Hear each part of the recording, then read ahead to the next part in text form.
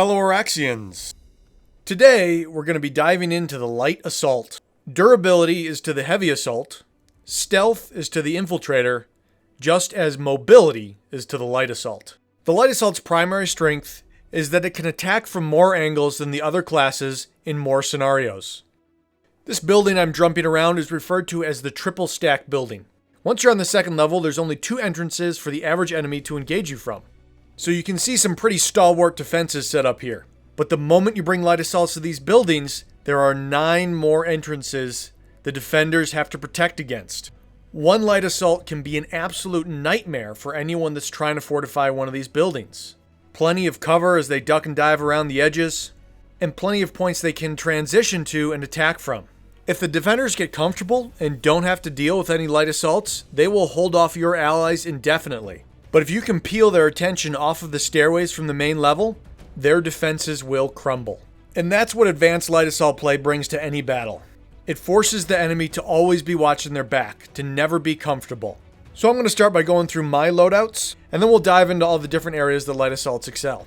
95% of the time when I am playing light assault, I use carbines. For the TR, the Track 5 is my favorite, and although I'm just starting, I'm excited to Auraxium the burst variant as well.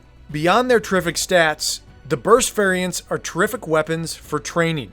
If you find yourself just trying to hose down enemies and missing a lot, the burst variants force you to slow down and focus on your aiming. Although it may feel clunky at first, if you have the patience to figure out how to use the burst variants effectively, you can carry that training into using the automatic weapons more effectively as well, and still have the benefits of close-range automatic fire.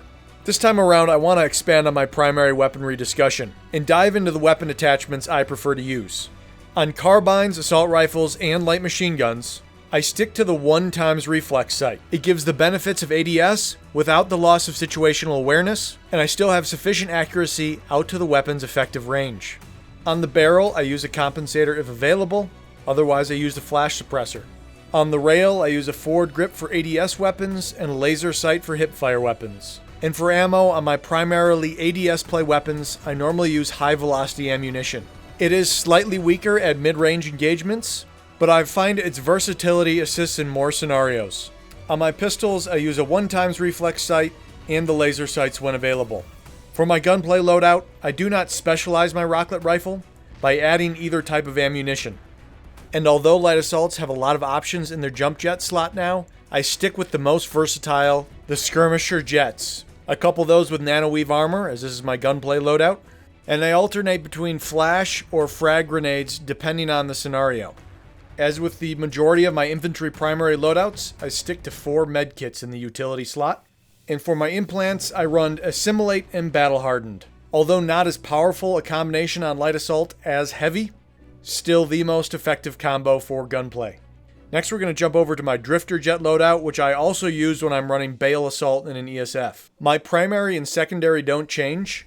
I actually use this loadout on the ground a lot more often than in the air. Hence why I stick to the default rockets on my Rocklet launcher. For my ability slot, I do equip Drifter Jump Jets, and I couple those with a flight suit. This combination allows you to hang in the air near indefinitely. It is especially powerful when used from vertical bases such as towers.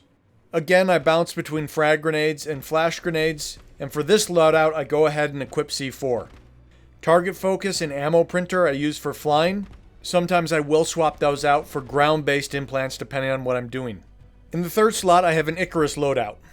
While skirmisher jump jets provide terrific versatility, you are nearly a sitting duck while in the air. The Icarus jump jets allow you to have similar vertical capability without the vulnerability of moving so slow. The rest of this loadout is built like my gunplay loadout, although I do take out Assimilate and put in Safe Fall, as the Icarus jump jets are less forgiving about landing. My final loadout is labeled as explosives. I would really call it a demolitions loadout.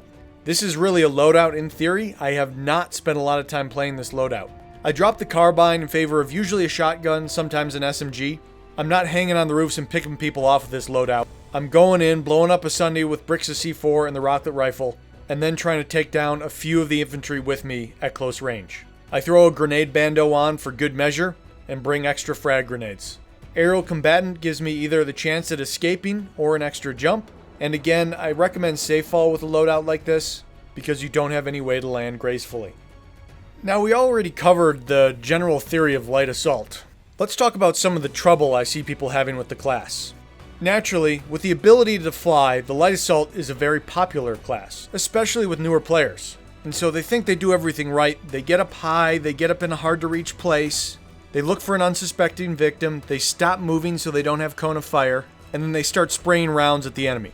And naturally, the heavy assault turns around, pops his shield, and quad headshots the light assault. And then they cry, "Heavy's OP." That's just not really how the light assault works. If you are going to do just that, you better make sure your first 4 shots are headshots. Because remember, if you stop moving, that means you're not moving on the enemy's screen, and after he throws your aim off by his initial juke, he's going to easily land those 4 headshots on you. Remember, just because you see an unsuspecting heavy assault below you, doesn't mean it's a good idea to shoot at it. You have a smaller magazine and less range. Pick your fights wisely.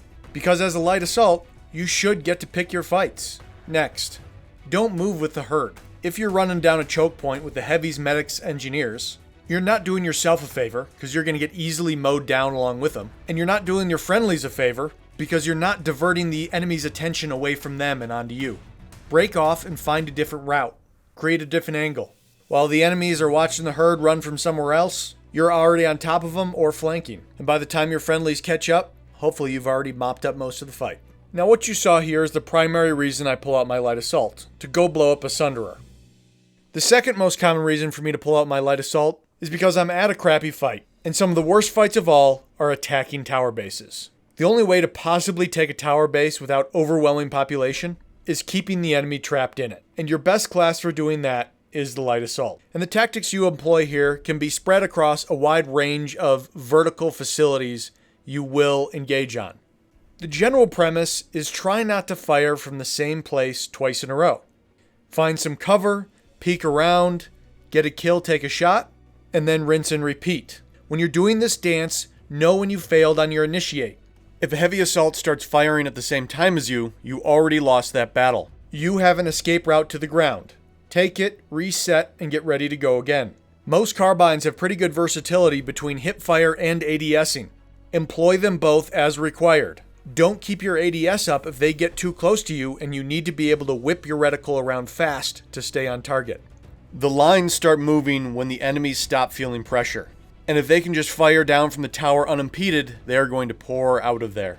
So light assaults staying aggressive, keeping the pressure right on them even as they are dancing around the tower, is an extremely important element of taking some of these very difficult to attack bases. Employing these techniques at bases where you're at a disadvantage can bring you up to an equal footing with the enemy. And then if you carry these forward into bases where it's already pretty even, then it gives you the upper hand. That covers a lot of the advanced light assault play theory. Let's wrap this up with another round of unedited play that will give you some insight as to what situations I'm in that will motivate you to pick light assault at that loadout screen. Now Merc dropped in here to do a flanking point hold. We've still got 2.5 minutes till cap, and we're already outpopped by 10%. I knew we wouldn't be able to make it all the way to the end without Sunderer support, so I went back and picked one up. I'm making a mental note of where those NC Sunderers were going, because they are also trying to get a spawn location closer to the point, even though they are defending. Now as I roll up, even more NC are flying into this point to try to stop this cap. I see a Valkyrie coming in on my mini-map. I don't think there's much I can do to defend this Sunderer, but what it does mean is my Sunderer is going to be the decoy that can absorb C4 and tank mines, and that'll give the Bravo Squad Sunderer the room it needs to make it all the way in and deploy. Now at the death screen, I'm watching this fight unfold, waiting for that Sunderer to deploy. I'm looking for any intel that comes up on enemy movement, so I can debate if I pull a long-range sniper support to hold off enemies that are to the edge of the triple stack. But in the end, I determined there's enough enemies focused on my friend Sunderer that I'm going to pull out my engineer to make sure I can get some immediate reps on it. And I can alternately jump into that Cobalt to help fend off those enemies. Now let's listen into the battle for a minute for when I hear the cue to pull out my light assault. Start looking outside, guys. West side. That's where they're coming from. Yeah, I see him. Yeah, they got an AMS. They have an AMS south side. Oh my jump for some reason. Boom, I know what I gotta do, so I bust out my light assault with drifter jets and C4. Now this is a major problem at this base. The biggest problem with them having an AMS there is it cuts their runtime to the point in half. The second problem is it splits our Merc defenses in half, because now we have to guard from enemies attacking from both sides. It's a completely unsustainable fight if that stays up. Now, having an outfit that really clicks is important for tackling these scenarios. It's good if you make the call if you're going for it. You don't want all 24 people to all of a sudden run off to try to kill that Sunderer. But in our outfit, everyone's pretty good at knowing what role they are depending on what class they're playing at the time. Now, as I roll up to the triple stack, there's already a pretty huge wave of NC hitting my buddies in there. So I'm going to spend just a minute, as long as I'm safe, to try to thin out some of their shields and slow them down a little bit. But then I'm back to my primary objective. Now, once I hit the jump pad, I'm turning around and I'm trying to find my target. I get a spot on that Sunderer and I mentally mark where it is in relation to the surrounding rocks. A light assault near a biolad jump pad has massive, massive range. The first thing I'm going to do is I'm going to hit the jump pad while sprinting in the direction I want to go. Just by running in the direction you want to go, you are affecting where you land in your jump pad trajectory. Now, after I have inherited as much possible height and inertia from the jump pad, I'm going to take over flying myself. Do not use the left or right directional buttons unless you want to kill your inertia. In order to maintain inertia, hold forward and only tap your jump jets as needed. Maintaining my altitude, I can drop bricks of C4 on their Sunderer before they notice I'm up here, and finish it off with my rocklet rifle. Now, not only have I cut off that huge stream of NC that's moving to attack my outfit mates in the building, I'm in a great spot to clean up our flank so my friendlies can focus on the NC that are coming from the spawn room. There's another light assault here that has the great idea of picking at the mercs that are in that point room through one of the side windows. Good to get him down quick or he can do a lot of damage. Normally I would stop and try and deal with those Sundies while they're already smoking and low health, but there's only 12 seconds left in the cap, so right now the call is all bodies on point. An outfit working together, everyone performing the right role at the right time, can turn the tides of an overpop biolab attack into scrambling to try to unsuccessfully save the point behind. Okay, fellow Auraxians, hopefully there's a few tips and tricks here you can employ into your light assault play to really take it up to the next level. Just a reminder, a lot of the techniques in these guides are based on having your classes completely sorted out. So if you don't have your second brick of C4 yet, or you don't have your jump jets fully upgraded, don't feel bad if you feel like you can't blow up Sunderers or jump around towers as easy as it looks here. You will get there. In the description, I'm going to provide a link to a terrific, highly technical light assault guide from Iridar, and a video by Mukas on ambusher jump jets, which I didn't cover here. I cannot recommend either of those videos enough to take your light assault play to the next level. As always, thanks for watching, fellow Auraxians, and until next time, I will see you Planetside.